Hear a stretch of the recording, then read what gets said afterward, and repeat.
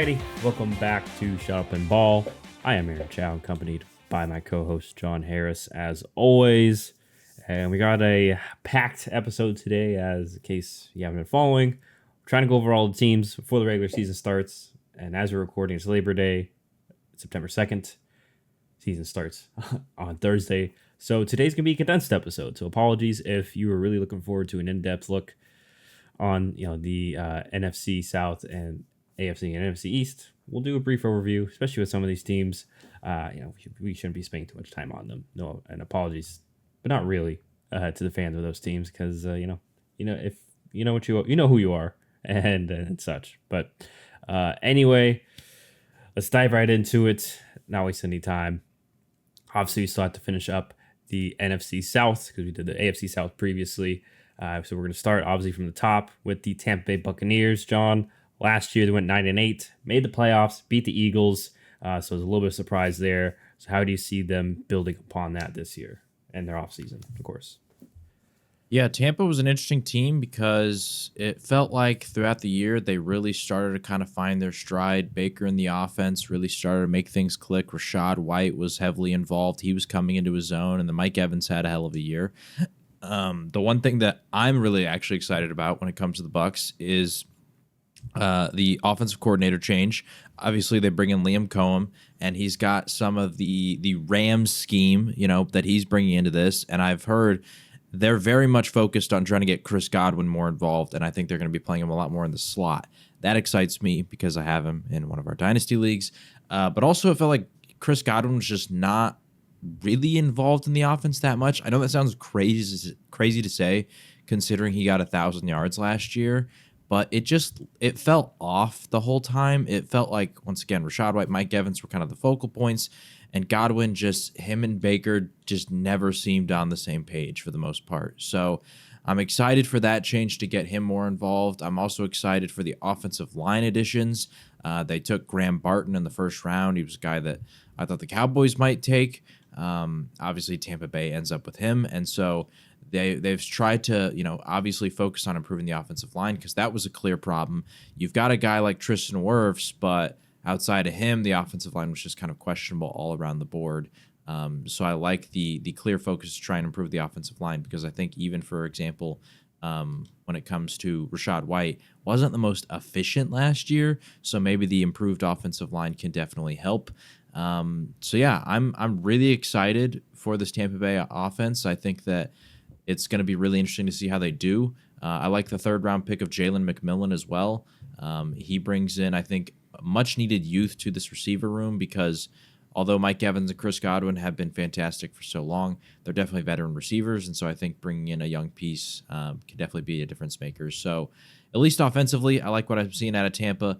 Defensively, we'll see. They definitely lost a couple key pieces, specifically Shaq Barrett and Devin White. Also Carlton Davis, he was a key guy there in that secondary for a long time, and it felt like was arguably their best corner. They've still got Jamel Dean, who's been solid for them. They've still got, obviously, Antoine Winfield at safety, but I'm interested to see how the rest of the secondary looks because it's definitely somewhat of an overhaul. And then, like I said, when you lose two sort of stalwart pieces of your defense being White and Barrett, I think the defense could take a step back. We'll see because as a whole, they've had a lot of young guys over the last couple of years. Kalijah Cansey last year, Dro Tryon, Troy Inca, who they drafted a couple of years ago. So they definitely have young pieces who can sort of fill the gap, but it's definitely going to take some internal development on that defensive side of the ball, I think, if we want to see the defense kind of return to form, if you will. Yeah, I'll start there because, my main concern is just the cornerbacks. Like you mentioned, it's really just Jamel Dean, who's a good corner, but outside of that, not a lot of experience or I would say trustworthiness in terms of the corners. Obviously, Winfield's awesome, but and especially in a scheme that's so blitz heavy. Why am I blanking on their head coach's name right now? He's on the tip of my tongue. Man, used to coach the Jets. I know. Yeah. I'm so sorry because I like his Todd Bowles. Todd Bowles. I'm sorry, Todd Bowles. Yeah. And once again, it was a good year last year. But yeah, you mentioned some of those key pieces. So maybe they may have to be blitzing more, which he already loves to blitz. And so, yeah, that's one of my concerns. It's just, can that secondary hold up? And Right. also, like you mentioned, will the blitz even get home at times with these guys, because you don't have that bona fide star or guy that can consistently win his one-on-one in a Shaq Barrett and such as well with some of these young guys. So, and then even losing Devin White too as a linebacker, that could be tough in regards to who slots in behind Levante David, who's still really good, but you mentioned father time on the receivers. That could be a concern with linebackers. We know linebackers are very, your timeline could end very shortly. So, offensive line, I liked what they did last year. I like Cody Mock, he was solid, and we'll see how Graham Barton fills in. And we mentioned Tristan Wirfs in our tackles rankings, and I expect that, especially now that he got paid, he'll be just fine on that side. So it'll be interesting to see how the offense goes. Because important to note on my last point as well. Unfortunately for Baker too, you mentioned the new OC, like another OC change. I felt like that was part of the issue in Cleveland, was he kept having different OCs, different systems, and you're changing things, changing lingo, rules, etc. So we'll see, how he can adjust and how he can fare coming off kind of a redemption year for him last year, because obviously he skipped around prior to that. So anyhow, that is the Tampa Bay Bucks. Moving on down the NFC South to the New Orleans Saints. They went 9-8 last year, so almost made the playoffs via the division, but obviously did not. John, your thoughts on the Saints, and if maybe they can get over that hump this year and punch their ticket back to the playoffs? I'll be real. I don't know if they do. I don't think the offseason was that great for them. It wasn't bad. Like, I like some of the additions, especially that they made in the draft. I love the Fuaga pick at left tackle, because it never really felt like Trevor Penning, who they thought maybe could be the long-term answer at left tackle, was gonna be that guy. So you move him over to right tackle, which I think he'll probably be better at. So you've got Fuaga. Obviously, we talked so highly about Eric McCoy in our center rankings. So I like the clear, focus on trying to improve the offensive line. And then I also like the focus on strengthening your cornerback room when you add Kool-Aid McKinstry. You already got Marshawn Lattimore. Paulson Adebo's been solid for them. You've got Alontae Taylor, it's your nickelback. So, already a really strong trio, but at the same time, you might have to pay some of these guys here soon. Who knows about, keeping everybody long-term, all that kind of stuff. So I like the addition of Kool-Aid McKinstry. But in general, I just don't know how much better they really got. They definitely made some good additions to the defense. Willie Gay, Chase Young, these kind of guys. And I think the defense is going to be a focal point of this team. But in general, Kamara's getting older. Clearly, Kendre Miller, who they wanted to be as a potential future replacement for him, there's rumors that they're going to go trade him to the Chiefs, and that the coaching staff has not loved him throughout the offseason. I don't know what's going on there. I have no clue. I drafted him in one of our dynasty leagues, and I'm not very happy with the reports that I'm hearing out, because if a player in their second season is already being talked about as getting traded, that just feels like a recipe for potential disaster. And then in general, I don't really love the receiver room outside of Chris Olave. I think Rashid Shaheed could be a nice impact player, but does A.T. Perry become the solid third guy? I don't know. I don't really have that high of expectations for him. And then you got the Derek Carr-led offense. I just don't know how to feel about this Saints offense, because, like I said, Kamara's getting older. Wouldn't be surprised if the production continues to decline there. And outside of Chris Olave and maybe a couple pieces on the offensive line, I'm just not really in love with a lot of pieces. There's a lot of solid contributors, right? Jawan Johnson, Taysom Hill, these kind of guys, but I just don't know if they're enough for the Saints to really be back to their playoff form, quite frankly. Yeah, I mean, I'll say I'm still concerned about their offensive line. I like Fuaga, but I like them better at guard. Who knows how he's going to be at tackles? That's a question. Even Penning, switching sides. We talked about that previously. Sometimes it works. Some guys can make that transition. Some guys can. And a little concerning when you can play left tackle and now you got to play right. That could mess up some rules and get in his head. And to kind of just piggyback on what you mentioned about their offense concerns as well. Yeah, Derek Carr, as good as he is, at times he's just not aggressive enough as well. I mean, we saw that with, trust me, as an Alvin Kamara fantasy owner, man, got a lot of dump offs, but and then this complete, Derek Carr's completion percentage looks solid and such, but doesn't lead to a lot of game winning or wins. And there are a couple games last year that they shouldn't have lost, in all honesty. But anyways, we'll see how that offensive line works out, because it's been a kind of a mess, and it sucks that Ryan Ramczyk is out. I think he's pretty much out for a while.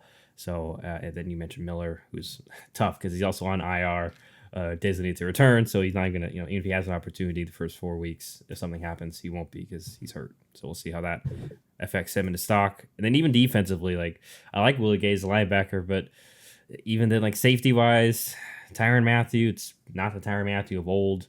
And the other safety, Howden, I don't know what to expect from him. I think the corner room's solid, but yeah, especially the front seven, like, I feel like I say this every year, but it just feels like they're just really playing with father time here. I know that they've been in cap in a fairly tight space, cap space wise, so it's hard to make additions and keep some guys. But I mean, Cameron Jordan, who's been solid, but we think we're starting to get to the back nine of his career, not as having as much impact as he did maybe earlier. And then even inside, solid D tackles. Once again, you still need more difference makers, and they've tried, with previous draft picks and such, like Peyton Turner as well, but he hasn't really translated. And we'll see how Brian Brzee works. And they brought in Chase Young also, so we'll see if maybe they can get something out of him, and maybe he can bounce back and start living up to what we all felt that he could be coming out of the draft. But yeah, it's like the old saying: if you're not getting better, you're getting worse. And yeah, for the Saints, I feel like that's kind of what it is. That they did not get significantly better. Yeah, you mentioned the receivers as well, so I just feel like they'll be taking a step down, especially when we talk about some of these other teams, even within their own division as well. But anything else you want to throw Saints-wise before I move on from them? I wouldn't be shocked if maybe midway through the season, this is a team, depending on how they're doing, that we see some changes, if you will, in terms of maybe we start getting the young guys a lot more involved in playing time and all that kind of stuff, just because.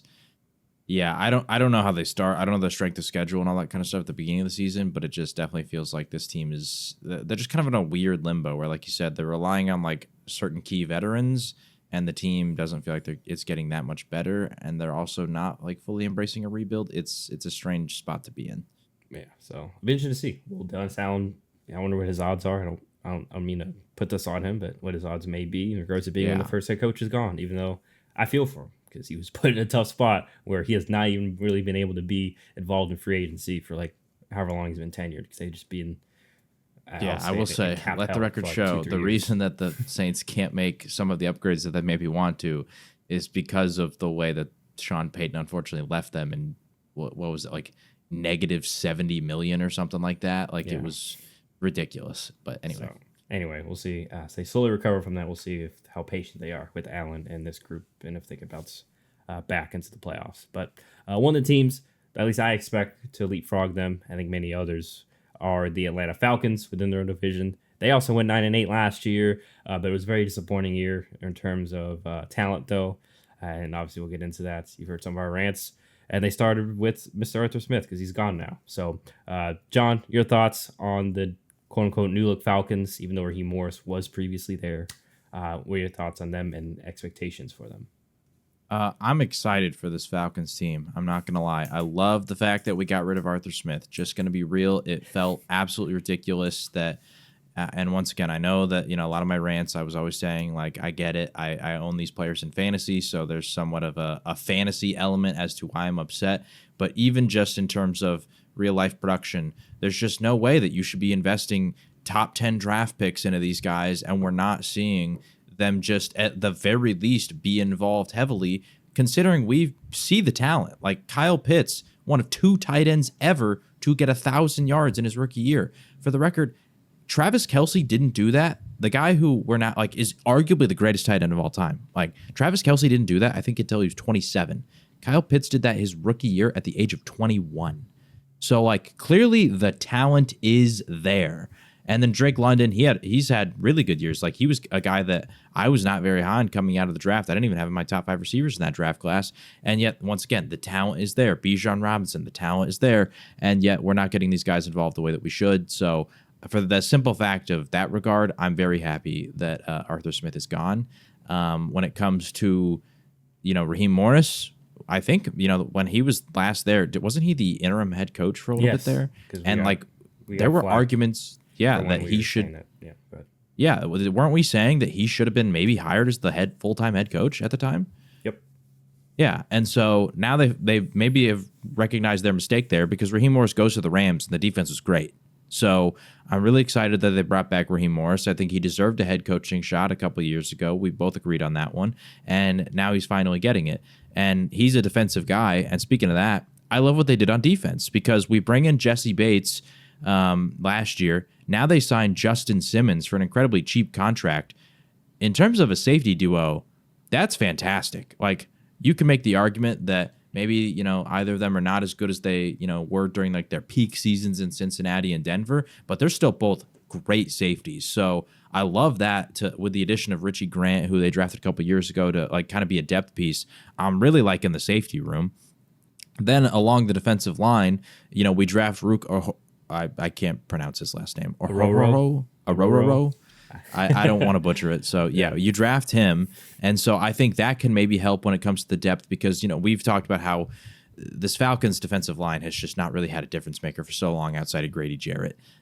They've been looking for one for so long. I'm not saying that he's going to be that right away, but at least maybe he can be, a solid depth piece. But speaking of a difference maker right away, they bring in Matthew Judon in a trade with the New England Patriots, and he's been fantastic for so long, even dating back to his Baltimore days. So I think that's a huge addition.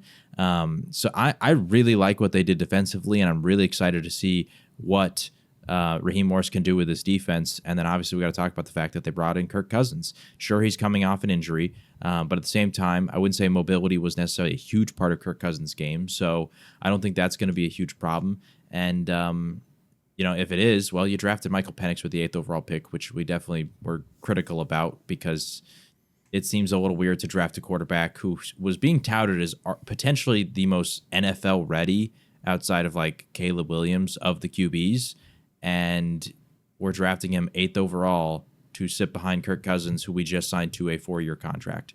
So I don't know about that whole deal. Like, I have my critiques there. I feel like if we're committed to Kirk and we actually think Kirk's going to be here for at least 3 years, then you commit to trying to win and draft a player who could be an instant impact player.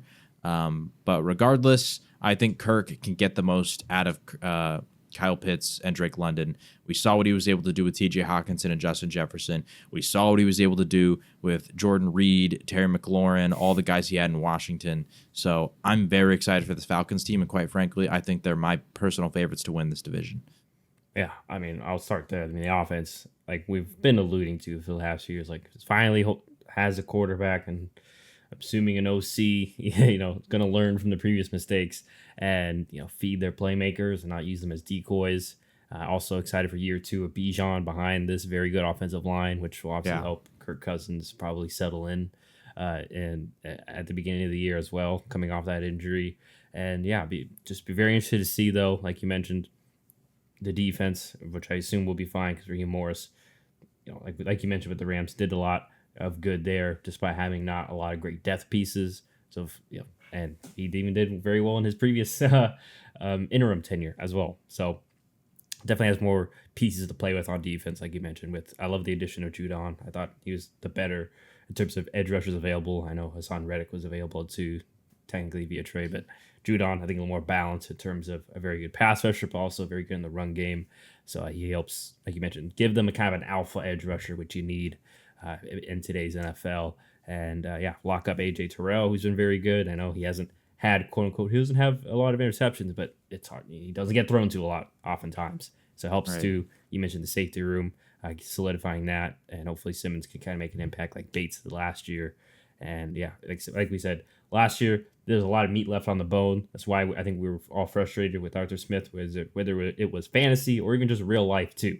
But also, losing Desmond Ridder too, kind of a big thing because like I railed on to it last year at times. It wasn't even some of it was Arthur Smith, some of it was Desmond Ridder just not making great decisions, etc. Not making the right throws and whatnot. So you get an established guy in Kirk Cousins. We'll see if we see any Michael Penix this year. Regardless, even if we do, I expect good things from Michael Penix, like you mentioned, one of the more experienced guys. And what a great system to kind of fall into. I know the situation's kind of weird and sucks and has a lot of pressure to it, but it seems like the Falcons will be able to handle it. And nonetheless, I expect this to be a playoff fringe team.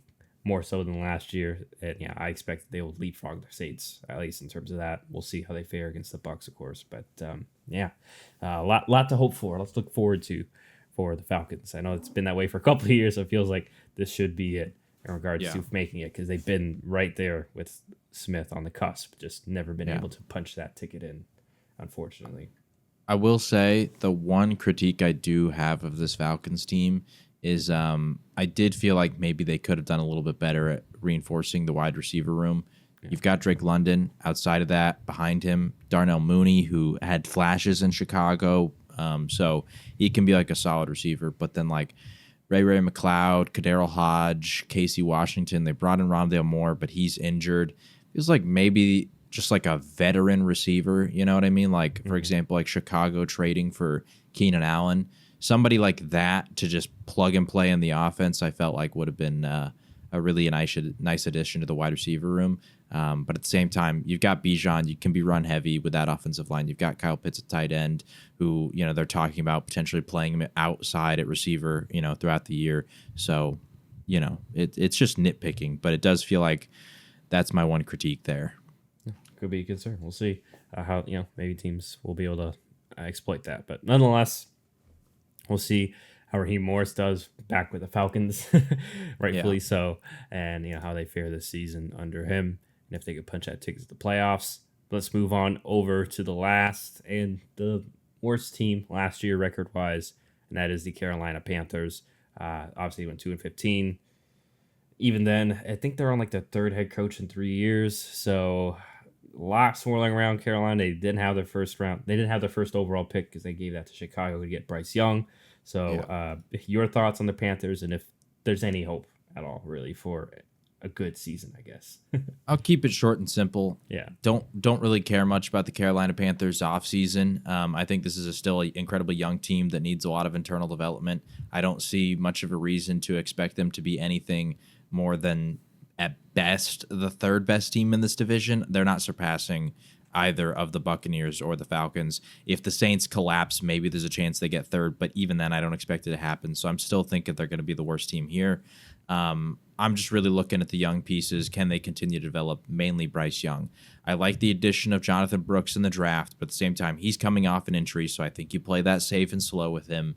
I don't know how to feel about Xavier Legette. It feels like he's a similar receiver to Jonathan Mingo, who they drafted last year, and Jonathan Mingo hasn't really shown much yet. So I don't know. Deontay Johnson's a good addition, and I like the addition of the veterans like Deontay Johnson or Adam Thielen the year before, just to help with Bryce Young's development, even if it's not necessarily like a win now type of move. Like, obviously, not to say that those guys can't help you win now, but you get what I mean. Like, this team's not great, so it's not like Deontay's, elevating you to a playoff contender or something like that. So yeah, I don't really expect much out of Carolina. I like some of the moves they made in the offseason, but quite simply, they're still a building team, and they've got a long way to go from being truly relevant in like the playoff race. Yeah, I mean, we'll see. See if they've invested heavily in kind of refurbishing that offensive line, which we know is a big issue. So we'll see if they spend big money on a couple of guards and Damian Lewis and Robert Hunt. We'll see how that works. They brought in Deontay Johnson. Maybe he can be at least another reliable target outside of Adam Thielen, because like you mentioned, Thielen was really the only consistent guy, and even then towards the latter part of the season kind of fell off. And then obviously sucks that they lost. They got rid of, and I forgot to put this on the rundown, but Brian Burns, who was kind of their star edge rusher, but obviously they're kind of in a rebuild. So we'll see. They brought in Clowney. I think that's more of a hometown thing, because he obviously went to college at South Carolina and he's at the end of his career. So squeeze what they can out of him. But obviously we'll see if there's any other internal late round guys that kind of step up for them at this point, because that's where they are, and it'll be interesting to see. Obviously to see if Canales can kind of get more out of Bryce Young, who they obviously, like I mentioned, invested heavily upon last year and across them this year. So obviously he kind of has to make that work with him, it feels like, or make it look better, because last year was not great. Granted, not all of Bryce's fault, but still, as a whole, got to see more. Hopefully it doesn't mean he gets fired, because I would imagine he gets a longer leash, because it just will look bad if you go to your fourth. I know it was tough to get another head coach, but we'll see. But anyway, yeah, I'm with you. I think the Panthers kind of in this range, maybe a couple wins better, but hey, maybe they'll be more exciting as well, having fewer closer games because I felt like for the most part, more often than not, they were just not it was a guy diff completely in terms of talent last year. So anyhow, that's the Panthers. That's the NFC South in a nutshell.